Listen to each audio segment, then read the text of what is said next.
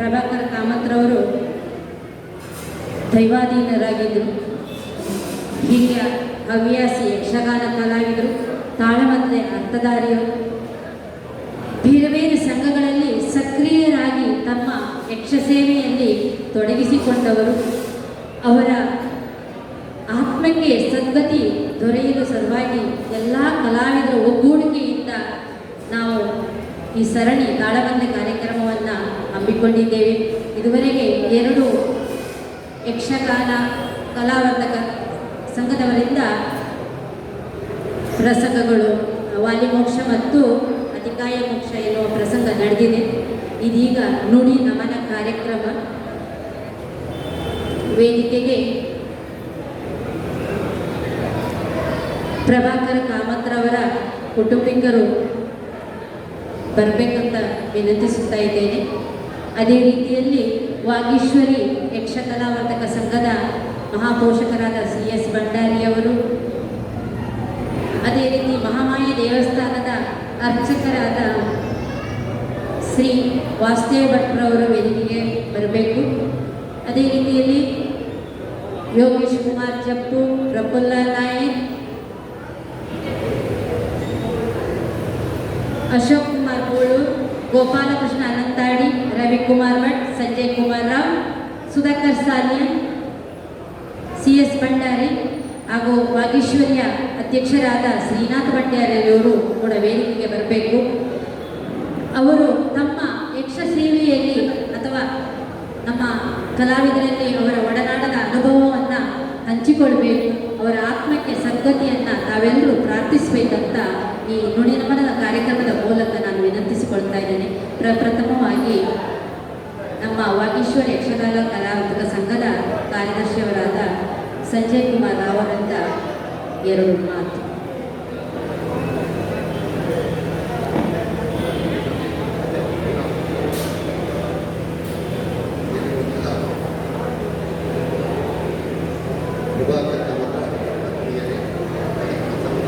ವಿವಿಧ ಸಂಘಗಳ ಸದಸ್ಯರು ನುಡಿ ನಮನ ಕಾರ್ಯಕ್ರಮದಲ್ಲಿ 2 ಮಾತುಗಳನ್ನು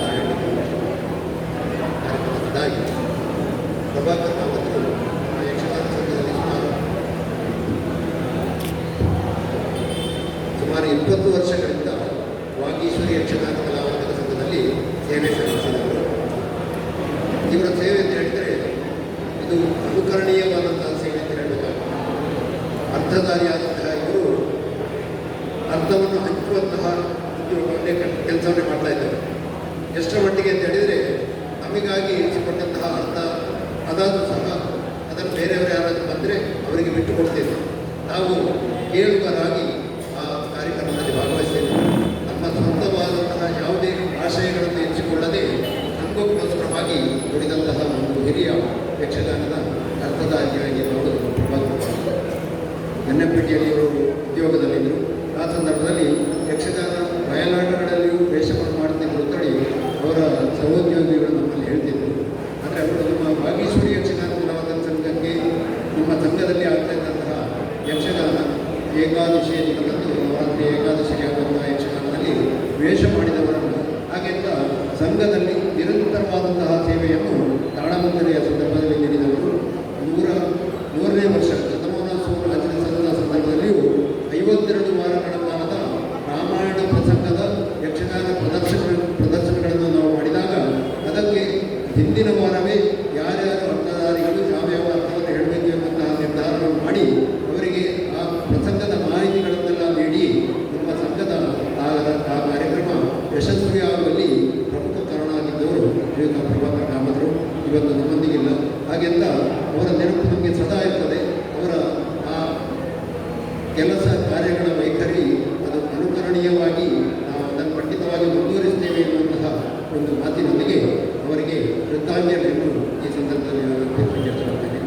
ಅವರಿಗೆ ಅವರ ಆತ್ಮಕ್ಕೆ ಚಿರಶಾಂತಿಯಲ್ಲಿ ದೊರೆಯಲಿ ಎಂಬುದಾಗಿ ಈ ವಾಗೀಶ್ವರಿಯಲ್ಲಿ ಪ್ರಾರ್ಥಿಸಿಕೊಳ್ಳುತ್ತಾ ನನ್ನ 2 ಮಾತನ್ನು ಮುಗಿಸ್ತೇನೆ. ಧನ್ಯವಾದಗಳು ಸಂಜಯ್ ಕುಮಾರ್ ಅವರೇ. ಇದೀಗ ನಮ್ಮ ವಾಗೀಶ್ವರಿ ಯಕ್ಷಕಲಾವರ್ಧಕ ಸಂಘದ ಮಹಾಪೋಷಕರಾದ ಶ್ರೀಮತಿ ಪ್ರಫುಲ್ಲ ನಾಯಕರಿಂದ 2 ಮಾತು.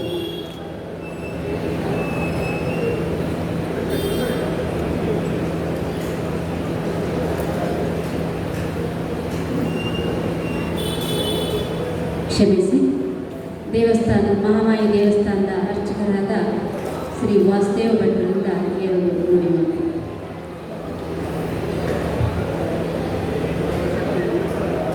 ಸರ್ವಶಕ್ತಿ ಮಹಾಮಾಯ ದಿವ್ಯಜ್ಞಾನ ಸ್ವರೂಪಿಣಿ ನವದುರ್ಗೆ ಜಗನ್ಮಾತೆ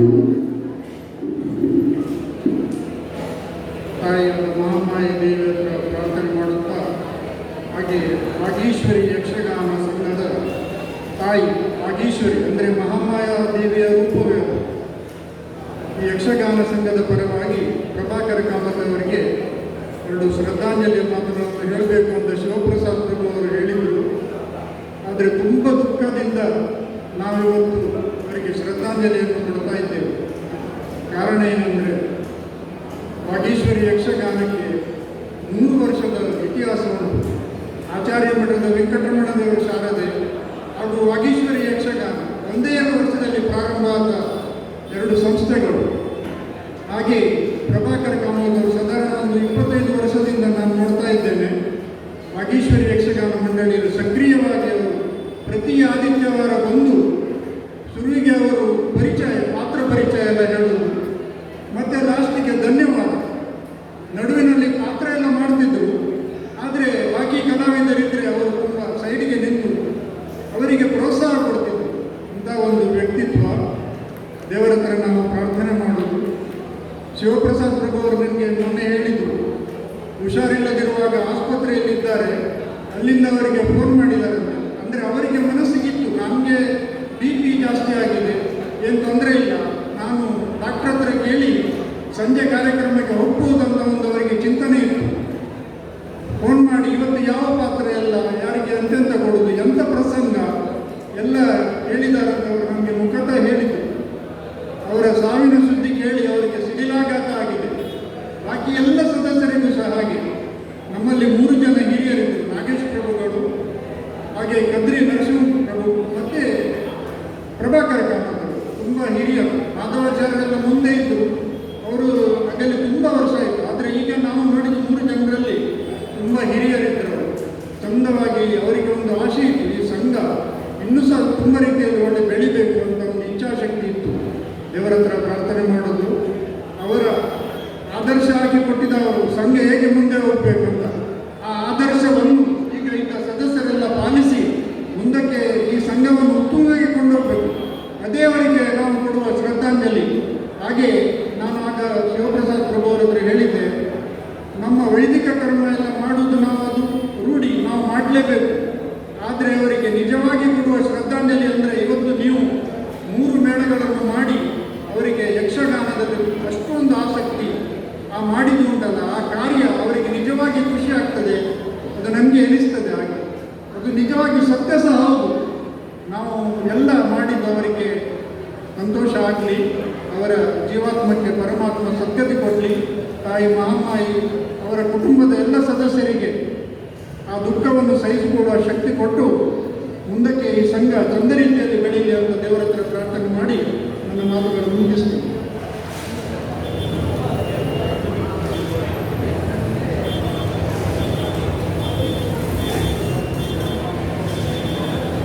ಕೃಷ್ಣಾಯ ವಾಸುದೇವಾಯ ಹರೇ ಪರಮಾತ್ಮನೇ ಪಡದತ್ರೀಶನಾಥ ಗೋವಿಂದ ನಮೋ. ನಾನು ಸಹ ಇತ್ತೀಚೆಗೆ ಒಂದು 5-6 ವರ್ಷದಿಂದ ಮಹಾಮಾಯಿ ಸಂಘದಲ್ಲಿ ಇದ್ದೇನೆ, ವಾಗೇಶ್ವರಿಯಲ್ಲಿ. ಹಾಗೂ ನಮ್ಮ ಸತೀಶ್ ಮಾಮನ್ನು ನಾನು ನೋಡ್ತಾ ಇದ್ದೇನೆ. ಬಂದು ಎಲ್ಲ ರೆಡಿ ಮಾಡೋದು, ಆಮೇಲೆ ಎಲ್ಲ ಅವರು ನಗುವುದು ನಾನು ಎಷ್ಟು ತನಕ ನೋಡಿಲ್ಲ. ನಗು ಅಂದರೆ ಮುಗುಳ್ನಾಗೆ ಇಷ್ಟೇ, ಹೂವಿನ ಮೂಗಿನಾಗೆ ನೆಗಡುವುದು. ನಾನು ಹೇಳ್ತಿದ್ದೆ ಅವರಿಗೆ, ನಿಮಗೆ ನೆಗಡಿಗೆ ಬರುವುದಿಲ್ವಾ ಅಂತ. ಅಷ್ಟು ಒಂದು ಆತ್ಮೀಯದಲ್ಲಿ ಅವರಿಗೆ ನನ್ನ ಹತ್ರ ಮಾತಾಡಿದರು. ಕೆಲವು ಪ್ರಸಂಗದಲ್ಲಿ ಅವರು ಬುಸ್ ಅಂತ ಹೇಳ್ತಿದ್ರು. ಅವರನ್ನು ಇವತ್ತಿಗೂ ಅಂದರೆ ಮೊನ್ನೆ ತನಕ ನಮ್ಮ ತಾಳ್ಮಲೆಗೆ ಬರುವಾಗ ನಾನು ಅವರಿಗೆ ಹೆಸರಿಟ್ಟದ್ದು ಬುಸ್ ಅಂತೇಳಿ. ಹಾಗೆ ಅಷ್ಟು ಪ್ರೀತಿಯಿಂದ ಇದ್ದವರು. ನನಗೆ ಹೆಚ್ಚಿಗೆ ಮಾತಾಡಲಿಕ್ಕೆ ಆಗೋದಿಲ್ಲ. ನಮ್ಮ ಸಂಘದವರೆಲ್ಲ ಸೇರಿ ಒಳ್ಳೆಯ ಕೆಲಸ ಮಾಡಿದ್ದಾರೆ. ಇನ್ನು ಮುಂದಕ್ಕೂ ಸಹ ಅಷ್ಟೇ. ಅವರು ಇಲ್ಲೇ ಇದ್ದಾರೆ. ಅವರು ಈ ಇದರಲ್ಲಿ ಇಲ್ಲೇ ತಂದು ನೋಡ್ತಾರೆ, ಹೇಗೆ ನನ್ನನ್ನು ನೋಡ್ತಾರೆ ಅಂತೇಳಿ. ದೇಹಕ್ಕೆ ಮರಣ ಇರಬಹುದು, ಆತ್ಮಕ್ಕೆ ಮರಣ ಇಲ್ಲ. ಅವರಿಗೆ ನಮ್ಮನ್ನೆಲ್ಲ ಆಶೀರ್ವಾದ ಮಾಡ್ತಾರೆ. ಅದು ಒಂದು ವಿಷಯ. 48ನೇ ಇಸ್ವಿ ಅವರು 7, ನಾನು 6, 1 ತಿಂಗಳಿಗೆ ನಾನು ದೊಡ್ಡವಳು ಅಷ್ಟೇ. ಆದರೆ ಅಂಥ ಮರಣ ಅವರ ದೇವರು ಅವರಿಗೆ ಸದ್ಗತಿಯನ್ನು ಕೊಟ್ಟು ಅವರಿಗೆ ಎಲ್ಲ ವಿಷಯದಲ್ಲಿ ಒಳ್ಳೇದು ಮಾಡಲಿ, ನಮಗೂ ಸಹ ಅವರ ಆಶೀರ್ವಾದ ಸಿಗಲಿ ಅಂತೇಳಿ ನಾನು ಬೇಡಿಕೊಳ್ತೇನೆ. ಜೈ ಹಿಂದ್. ಅವರ ಆತ್ಮಕ್ಕೆ ಸದ್ಗತಿ ದೊರಕಲೆಂದು ಪ್ರಾರ್ಥಿಸಿದವರು ಮಹಾಮಾಯಿ ದೇವಸ್ಥಾನದ ಅರ್ಚಕರಾದ ವಾಸುದೇವ ಭಟ್ರಿಗೂ ಹಾಗೂ ಶ್ರೀಮತಿ ಪ್ರಬಲ ನಾಯಕರಿಗೆ ವಂದಿಸುತ್ತಾ ಇದೀಗ ಗೋಪಾಲಕೃಷ್ಣ ನಿಂತಾಡಿಯವರಿಂದ 2 ಮಾತು.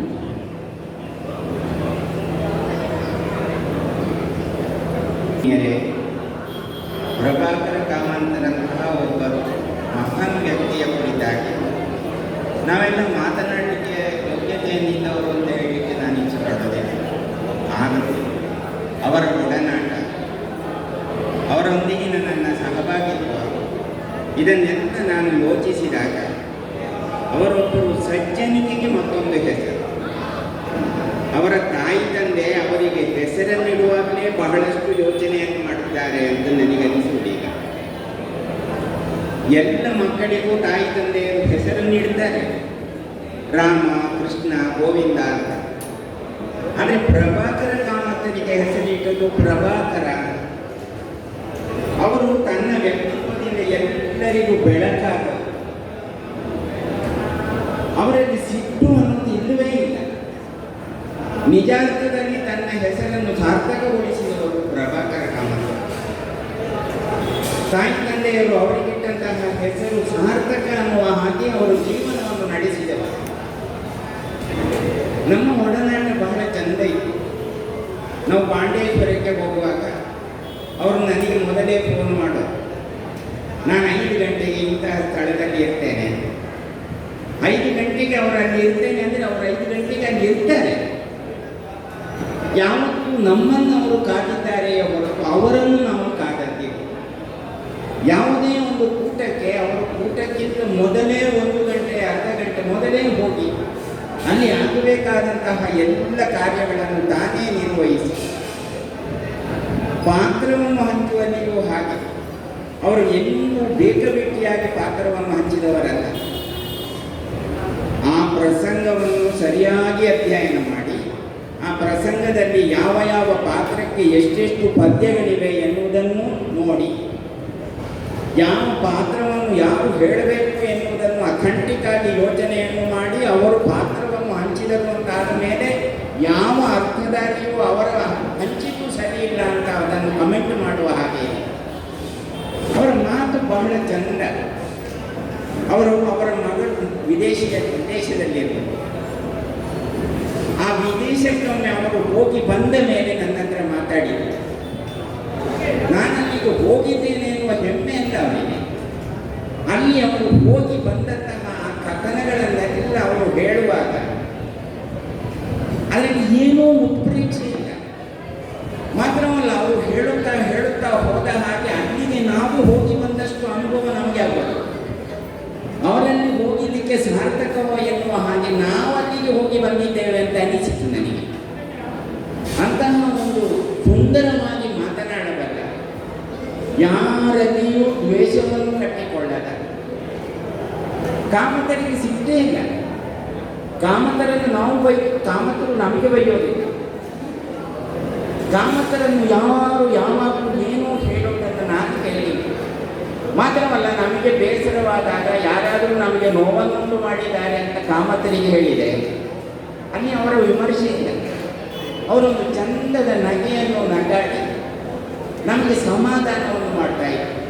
ಆ ನಗುವಿನಲ್ಲಿ ಎಲ್ಲವೂ ಇದೆ. ಹಾಗಾಗಿ ಕಾಮತರು ಹೆಚ್ಚಿನ ಮಾತುಗಳನ್ನಾಡುವವರು ಹೌದು ಅಂತಾದರೂ ಯಾವುದೇ ಕ್ಲಿಷ್ಟಕರವಾದ ಮತ್ತು ಯಾವುದೇ ಸಮಸ್ಯೆಯನ್ನು ತನ್ನೆಡೆಗೆ ತಪ್ಪುಕೊಂಡವರೇ ಅವರಿಗೆ ಎಲ್ಲರೂ ಪ್ರೀತಿ ಪಾತ್ರ.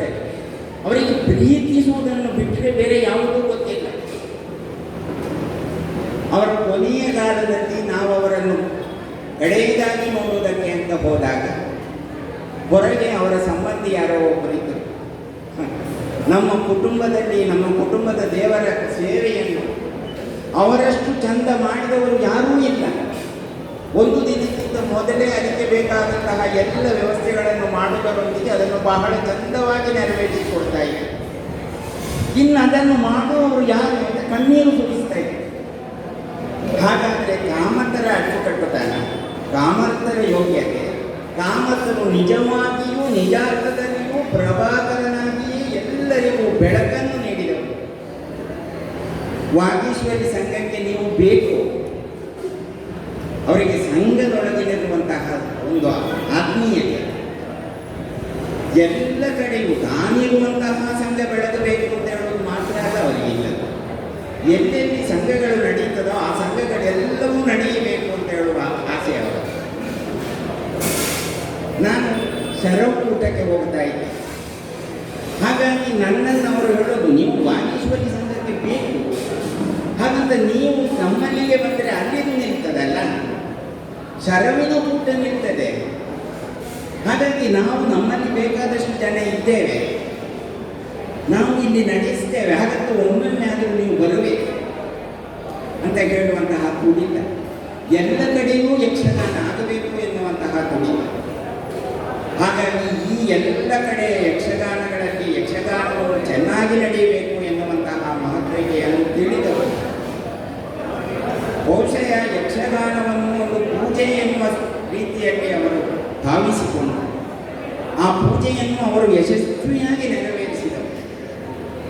ನಾವೆಲ್ಲ ಹೇಳುವುದುಂಟು, ಎಲ್ಲ ಕಥಾನಕಗಳು ಮುಗಿದ ಮೇಲೆ, ಶ್ರೀಕೃಷ್ಣನ ಕಥಾನಕವನ್ನು ಮುಗಿಸಿದ ಮೇಲೆ ನಾವು ಹೇಳುವುದುಂಟು, ಶ್ರೀಕೃಷ್ಣನ ಕಥೆಯನ್ನು ನಾವು ಇಲ್ಲಿ ಹೇಳಿದ್ದೇವೆ, ಈ ಕಥೆಯನ್ನು ಹೇಳುವುದರೊಂದಿಗೆ ನಾವು ಎಲ್ಲರನ್ನು ಸಂತೃಪ್ತಗೊಳಿಸಿದ್ದೇವೆ. ಮಾತ್ರವಲ್ಲ, ಈ ಕಥೆಯನ್ನು ಹೇಳಿ ಈ ಕಥೆಯ ಒಳಗಿರುವಂತಹ ಕಥಾಂತರ್ಗತವಾದಂತಹ ಸತ್ವವು ಪ್ರಸಾದವಾಗಿ ಎಲ್ಲರಿಗೂ ಒಂದು ದೊರಕಲಿ ಅಂತ ನಾವು ಹೇಳೋದು. ಹಾಗೆಯೇ ಹೀಗೆಯೇ ಕಥೆಯನ್ನು ಹೇಳುತ್ತಾ ಹೇಳುತ್ತಾ ಇಂತಹ ಯಕ್ಷಗಾನ ತಾಳಮದ್ದಳೆಗಳನ್ನು ಮಾಡಿಸುತ್ತಾ ಆ ಕಥಾಂತರ್ಗತವಾದಂತಹ ಸತ್ವವನ್ನು ಅವರು ತಾನು ಪಡೆಯುವುದರೊಂದಿಗೆ ಅವರು ಈ ಲೋಕವನ್ನು ಬಿಟ್ಟಿದ್ದಾರೆ. ಆದರೆ ಆ ಸತ್ವವೇ ಅವರನ್ನು ಪರಲೋಕಕ್ಕೆ ಕೊಂಡೊಯ್ಯುತ್ತದೆ, ಅವರು ವಿಷ್ಣು ಪದವಿಯನ್ನು ಸೇರ್ತಾರೆ ಎನ್ನುವಂತಹ ನಂಬಿಕೆ ನಮಗೆ. ಆದರೆ ಅವರಂತಹ ಒಬ್ಬ ಸ್ನೇಹಿತನನ್ನು, ಅವರಂತಹ ಒಬ್ಬ ಯಕ್ಷಗಾನದ ಕಲಾವಿದನನ್ನು ನಾವು ಕಳಕೊಂಡೇವಲ್ಲ ಎನ್ನುವಂತಹ ನೋವು ನಾವು ಯಾವತ್ತೂ ಮರೆಯುವುದಕ್ಕೆ. ಹೆಚ್ಚು ನಾನು ಅವರ ಬಗ್ಗೆ ಹೇಳುವುದಕ್ಕೆ ಇಷ್ಟವೂ ಪಡೋದಿಲ್ಲ. ಹೆಚ್ಚು ನಾನು ಮಾತುಗಳನ್ನು ಆಡಿದಂತಾದರೆ ಅವರ ಕುರಿತಾಗಿ ಹೇಳುವುದಕ್ಕೆ ಅನೇಕರಿದ್ದಾರೆ. ಹಾಗಾಗಿ ಆ ತುಂಬು ವ್ಯಕ್ತಿತ್ವಕ್ಕೆ ನಾನು ತುಂಬು ನಮಸ್ಕಾರವನ್ನು ಮಾಡುತ್ತಾ ನನ್ನ ಈ ಮಾತುಗಳನ್ನು ಮುಗಿಸುತ್ತೇನೆ. ಒಂದು ಸಣ್ಣ ವಿರಾಮ.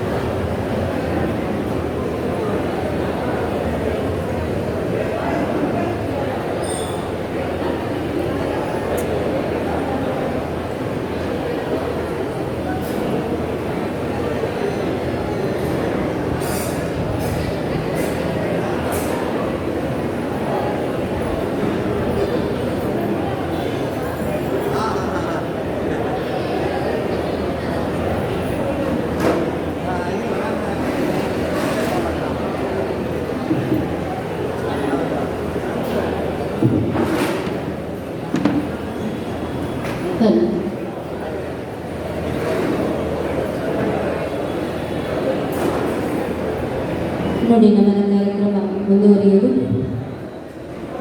ಬಹಳ ವಿಸ್ತಾರವಾಗಿ ಪ್ರಭಾಕರ ಕಾಮತರ ಬಗ್ಗೆ ಅರ್ಥಧಾರಿಯಾಗಿದ್ದ ಗೋಪಾಲಕೃಷ್ಣ ಅನಂತಾಡಿಯವರು ವಿಸ್ತರಿಸಿ ಹೇಳಿದ್ದಾರೆ. ಅವರು ತುಂಬ ಅವರಿಗೆ ಆತ್ಮೀಯರು ಒಡನಾಡಿಯಬಹುದು. ಇದೀಗ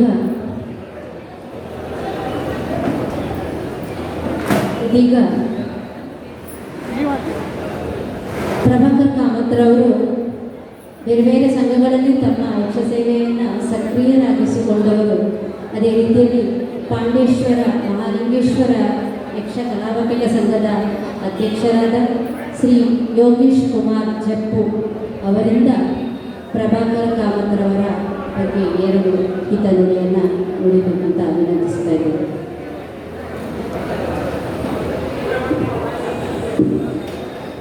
ಆತ್ಮೀಯ ಬಂಧುಗಳೇ,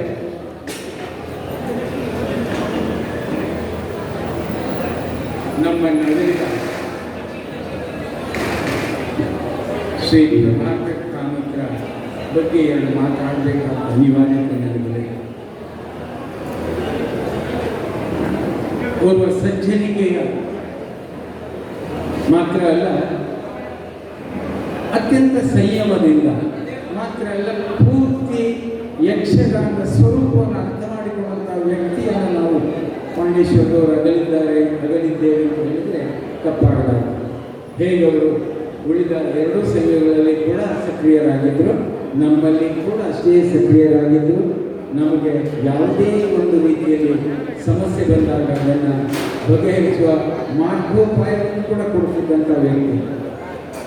ಇಡೀ ವಯಸ್ಸಿನಲ್ಲಿ ನಮ್ಮನ್ನು ಅಗಲಿದ್ದಾರೆ. ನಾನು ಹೆಚ್ಚು ಮಾತಾಡಲು ಯಾಕಂದರೆ ಅನಂತಾಡಿಗಾಗಲಿ ನಮ್ಮದೇ ಸಂಘದಲ್ಲಿ ಮಾತಾಡಿದ್ದಾರೆ. ಆದರೆ ಇಷ್ಟು ಮಾತ್ರ ಹೇಳಬಲ್ಲೆ, ಯಕ್ಷಗಾನಕ್ಕಾಗಿ ಎಷ್ಟು ದೂರದಿಂದ ಪ್ರಯಾಣ ಬೆಳೆಸಿಕೊಂಡು ಅದು ಕಷ್ಟವೋ ನಷ್ಟವೋ ಅದು ಗೊತ್ತಿಲ್ಲ, ಅಂತೂ ಯಕ್ಷಗಾನಕ್ಕಾಗಿ ತನ್ನನ್ನು ತಾನು ಸಮರ್ಪಿಸಿಕೊಂಡಂಥ ಒಬ್ಬ ಧೀಮಂತ ವ್ಯಕ್ತಿಯನ್ನು ನಾವು ಕಳೆದುಕೊಂಡಿದ್ದೇವೆ. ನಮ್ಮ ಸಂಘ ಖಂಡಿತಕ್ಕೂ ಬಡವಾಗಿದೆ ಅಂತ ಹೇಳಿದರೆ ಅದು ತಪ್ಪಾಗಲಾರದು. ಅವರ ದಿವ್ಯ ಆತ್ಮಕ್ಕೆ ಭಗವಂತ ಕೆಲ ಶಾಂತಿಯನ್ನು ಅನುಗ್ರಹಿಸಿ ನಮ್ಮೆಲ್ಲರ ಹಾರೈಕೆ ಅವರ ಆತ್ಮಕ್ಕೆ ತಲುಪಲಿ ಅಂತ ಹೇಳುವಂಥ ಮಾತಿನೊಂದಿಗೆ ನಾನು ಈ ಒಂದು ಕಾರ್ಯಕ್ರಮದ ಶಿರಭಾಗಿ ಕರಂದಿನ ಮಾತಿನಿಂದ ಗಮನಿಸ್ತೇನೆ. ಧನ್ಯವಾದಗಳು ಯೋಗೇಶ್ ಕುಮಾರ್. ಹುಟ್ಟಿದ ದಿನ ಸಂಭ್ರಮವಾದರೆ ಸತ್ತ ದಿನ ಗೌರವ ತರುವಂತೆ ಬದುಕಬೇಕು ಅಂತ ಬದುಕನ್ನು ಸಾಗಿಸಿದವರು ಪ್ರಭಾಕರ್ ಕಾಮತ್ರವರು. ಪ್ರಸಿದ್ಧ ಅರ್ಥಧಾರಿ, ವೇಷಧಾರಿ, ಹಲವು ಸಂಘಗಳಲ್ಲಿ ಸಕ್ರಿಯರಾಗಿ ತಮ್ಮ ಯಕ್ಷ ಸೇವೆಯನ್ನು ಹಾಗೂ ಹಿರಿಯರಿಗೂ ಕಿರಿಯರಿಗೂ ಎಲ್ಲ ಕಲಾವಿದರಿಗೂ ಕೂಡ ಮಾರ್ಗದರ್ಶಕರಾಗಿ ತಮ್ಮ ಪ್ರೀತಿಯನ್ನು ಹಂಚಿಕೊಂಡವರು. ಅವರ ಬಗ್ಗೆ ಮಾತನಾಡಲಿಕ್ಕೆ ಬರ್ತಿದ್ದಾರೆ ವಾಗೀಶ್ವರಿ ಯಕ್ಷ ಕಲಾವಂತಕ ಸಂಘದ ಮಹಾಪೋಷಕರಾದ CS ಭಂಡಾರಿಯವರಿಂದ 2 ಮಾತು. CS ಭಂಡಾರಿ. ಪ್ರಭಾಕರ್ ಕಾಮತ್ರರು ನನಗೆ ಒಂದು 5-6 ವರ್ಷದ ಪರಿಚಯ.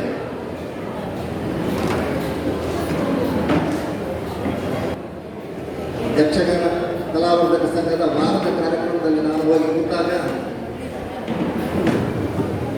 ಅವರ ಒಂದು ಶಿಸ್ತು, 5 ಗಂಟೆಗೆ ಬಂದು ಎಲ್ಲ ಇದನ್ನು ಜೋಡಿಸಿ ಪಾತ್ರವನ್ನು ಹಚ್ಚಿ ಪ್ರಥಮವಾಗಿ ಧ್ವನಿವರ್ಧಕದ ಮುಂದೆ ಬಂದು ಆವತ್ತಿನ ಕಾರ್ಯಕ್ರಮದ ವಿಶ್ಲೇಷಣೆಯನ್ನು ಎಲ್ಲರಿಗೂ, ಕಲಾವಿದರಿಗೂ ಪ್ರೇಕ್ಷಕರಿಗೂ ಮನವರಿಕೆ ಮಾಡಿ ಅಚ್ಚುಕಟ್ಟಾಗಿ ನಿರ್ವಹಿಸಿದೆ. ವಾಗೀಶ್ವರಿ ಕಲಾವಂತಕ ಸಂಘಕ್ಕೆ ಪ್ರಭಾಕರ ಕಾಮತ್ರಿಗೆ ಮಂತ್ರವನ್ನು ತರಲಿಕ್ಕೆ ಇನ್ಯಾರು ಸಿಗಲಿಕ್ಕಿಲ್ಲ. ನಿಜವಾಗಿಯೂ ವಾಗೀಶ್ವರಿ ಸಂಘಕ್ಕೆ ಒಂದು ದೊಡ್ಡ ನಷ್ಟ ಅಂತ ಹೇಳ್ತಾರೆ. ಅಂತ ಕಲಾವಿದರು ಅವರ ಆತ್ಮಕ್ಕೆ ಶಾಂತಿಯನ್ನು ಸಿಗಬೇಕೆಂದರೆ ಇದ್ದ ಕಲಾವಿದರು ಅವರನ್ನು ಅನುಸರಿಸಿ ಅಷ್ಟೇ ಶಿಸ್ತಿನಿಂದ ಸಂಘವನ್ನು ಮುನ್ನಡೆಸಿಕೊಳ್ಳುವಲ್ಲಿ ನಮ್ಮ ಪ್ರಯತ್ನ ಬಹಳ ಅಗತ್ಯ ಅಂತ ಹೇಳ್ತಾ, ಅವರ ಆತ್ಮಕ್ಕೆ ಆ ಮಹಾಮಾಯು ಚಿರಶಾಂತಿಯನ್ನು ನೀಡಲಿ ಎಂದು, ಅವರ ಕುಟುಂಬದವರಿಗೂ ದುಃಖವನ್ನು ಸಹಿಸುವ ಶಕ್ತಿಯನ್ನು ನೀಡಲಿ, ಅವರ ಆತ್ಮೀಯರಾದ ನಮ್ಮ ವಾಗೀಶ್ವರಿ ಸಂಘದ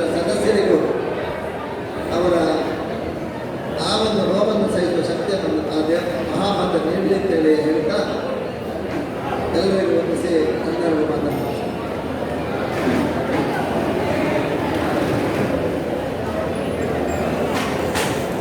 ಧನ್ಯವಾದಗಳು ಸಿ ಎಸ್ ಭಂಡಾರಿಯವರು. ಇದೀಗ ದೇವದಾಸ್ ಅರ್ಕುಳ ಅವರಿಂದ ಪ್ರಭಾಕರ್ ಕಾಮತ್ರ ಬಗ್ಗೆ 2 ಮಾತು. ದೇವದಾಸ್ ಅರ್ಕುಳ ಅವರು ಪ್ರಸಿದ್ಧ ವೇಷಧಾರಿ, ಅರ್ಥಧಾರಿ, ಎಲ್ಲ ಸಂಘಗಳಲ್ಲಿ ಕೂಡ ಸಕ್ರಿಯರಾಗಿ ಭಾಗವಹಿಸುವವರು. ಪ್ರಭಾಕರ್ ಕಾಮತ್ರ ಒಡನಾಡಿ ಹೌದು. ಅವರಿಂದ 2 ಮಾತು.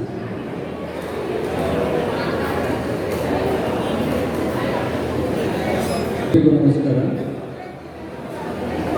ಕೀರ್ತಿಶೇಷ ಪ್ರಭಾಕರ್ ಕಾಮತ್ ಅವರ ಬಗ್ಗೆ ಮಾತಾಡಲಿಕ್ಕೆ ನನ್ನೆಯಿಂದ ಹೇಳ್ತಾ ಇದ್ದಾರೆ. ಆದರೆ ಯಾವುದೋ ಕಾರಣಕ್ಕೆ ನಾನು ಅದನ್ನು ಹಿಂಜರಿತಾ ಇದ್ದೇನೆ ಮಾತಾಡಲಿಕ್ಕೆ. ಯಾಕಂತ ಹೇಳಿದ್ರೆ ಅವರು ನಮ್ಮನ್ನು ಅಗಲಿದ್ದಾರೆ ಎಂಬುದನ್ನು ಊಹಿಸುವುದಕ್ಕೂ ಬಹಳ ಕಷ್ಟ ಆಗ್ತದೆ.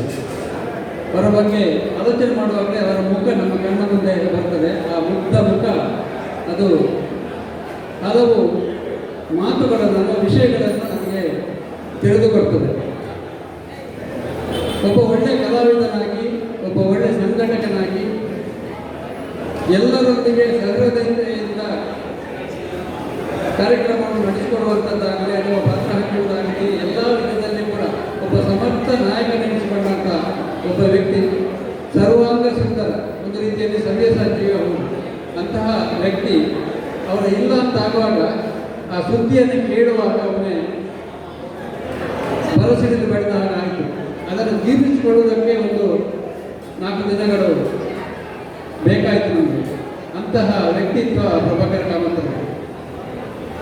ನಾನು ವಾಗೀಶ್ವರಿ ಯಕ್ಷಗಾನ ಸಂಘಕ್ಕೆ ಬರಲಿಕ್ಕೆ ಪ್ರಾರಂಭ ಆಗಿದ್ದು 5-6 ವರ್ಷ ಆಯಿತು. ಅಲ್ಲಿ ಹೆಚ್ಚಿನ ತಾಳಮದ್ದಳೆಗಳಲ್ಲಿ ಭಾಗವಹಿಸ್ತಾ ಇದ್ದೆ.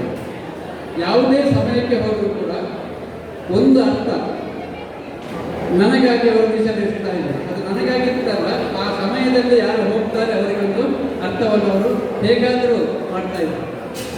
ಮಾತ್ರ ಅವರು ನಮಗಿಂತ ಅರ್ಥವನ್ನು ಕೊಟ್ಟ ನಂತರ ಅದರ ಬಗ್ಗೆ ಒಂದು ವಿವರವನ್ನು ಕೊಡ್ತಾ ಇದ್ದಾರೆ. ನಾನು ಕೆಲವು ಸಲ ಹೇಳಲಿಕ್ಕೆ ನನಗೆ ಪ್ರಸಂಗದ ಮಾಹಿತಿ ಇಲ್ಲ ಸರ್, ಅದು ಬೇಡ, ನಾನು ಕೇಳ್ತೇನೆ ಎಂಬ.